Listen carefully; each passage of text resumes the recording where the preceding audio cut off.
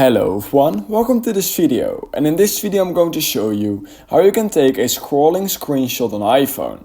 So for example, I just typed in YouTube and I want to take a screenshot of this entire page just because we can.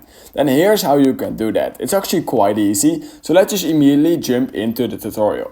Literally all you need to do is hold your power button and your volume up button just like you would normally take a screenshot, just like this.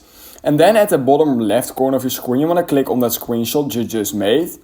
And then you want to click on full page. So you have screen, which you normally have. However, if you click on full page, then you can literally create, oh my god, not like that. You can literally create a screenshot of this entire page. And you can also save it by literally clicking right here on done. And then click on save to photos. If I now go to my photos, just like this, and I click on resend, then we can literally right now see that I took a screenshot of this entire page, and it's basically like a scrolling screenshot. So if you learned something from this video, I would highly appreciate it if you could like this video and subscribe to my channel. And I hope I will see you in my next YouTube tutorial video.